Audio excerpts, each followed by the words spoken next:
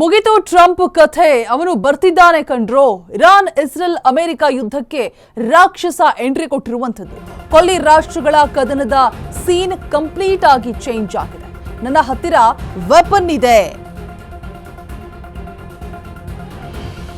ಮುಗ್ದೇ ಹೋಯ್ತು ಟ್ರಂಪ್ ಕಥೆ. Iran Israel America ಯುದ್ಧಕ್ಕೆ ರಾಕ್ಷಸ ಎಂಟ್ರಿ ಕೊಡ್ತಾ ಇರುವಂಥದ್ದು.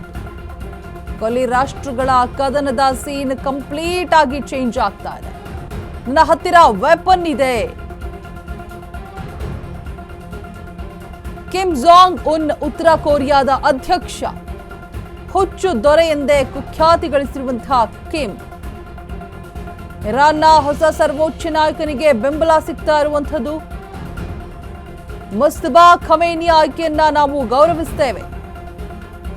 ಇರಾನ್ ಮೇಲಿನ ಅಮೆರಿಕ ದಾಳಿ ಆಕ್ರಮಣಕಾರಿ ಕೃತ್ಯ.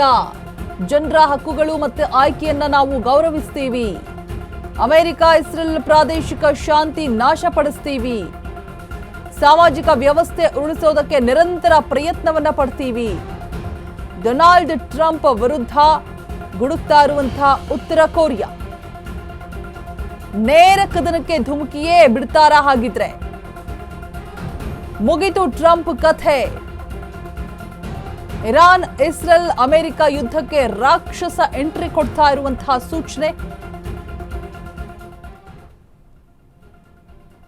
ಯಾರೇ ನಾಯಕನನ್ನ ತೆಗೆದುಕೊಂಡು ಬಂದರೂ ಕೂಡ ಈ ಹಿಂದೆ ಇಸ್ರೇಲ್ ಅಮೆರಿಕ ಒಂದು ಎಚ್ಚರಿಕೆಯ ಸಂದೇಶವನ್ನ ರವಾನೆ ಮಾಡಿರುತ್ತೆ.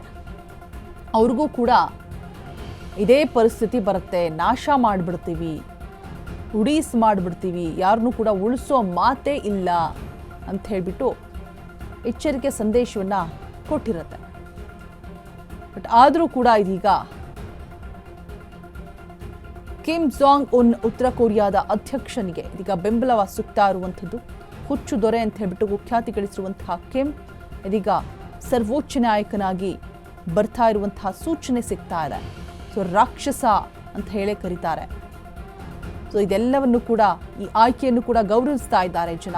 ಹಾಗಾಗಿ ಇನ್ನು ಟ್ರಂಪ್ ಆಟ ಏನು ಕೂಡ ನಡೆಯೋದಿಲ್ಲ ಅಂತ ಹೇಳ್ಬಿಟ್ಟು ಇರಾನ್ ಕಡೆಯಿಂದ ಎಚ್ಚರಿಕೆಯ ಸಂದೇಶ ರವಾನೆ ಆಗ್ತಾ ಇದೆ. ನೆಮ್ಮದಿಯಿಂದ ಇರೋದಕ್ಕೆ ನಾವು ಬಿಡೋದಿಲ್ಲ ಅಂತ ಹೇಳ್ಬಿಟ್ಟು ಎಚ್ಚರಿಕೆಯ ಸಂದೇಶವನ್ನ ರವಾನೆ ಮಾಡ್ತಾ ಇದ್ದಾರೆ. ಇರಾನ್ ಕಡೆಯಿಂದ ಅಮೆರಿಕ ಇಸ್ರೇಲ್ ಅನ್ನ ನೆಮ್ಮದಿಯಾಗಿರೋದಕ್ಕೆ ಬಿಡೋದಿಲ್ಲ, ಸಾಮಾಜಿಕ ವ್ಯವಸ್ಥೆಯನ್ನ ಉಳಿಸೋದಕ್ಕೆ ನಾವು ನಿರಂತರವಾಗಿ ಪ್ರಯತ್ನವನ್ನ ಪಡ್ತೀವಿ ಅನ್ನುವಂತಹ ಅಲರ್ಟ್ ಮೆಸೇಜ್ ಅನ್ನ, ವಾರ್ನ್ ಅನ್ನ ಮಾಡ್ತಾ ಇದ್ದಾರೆ.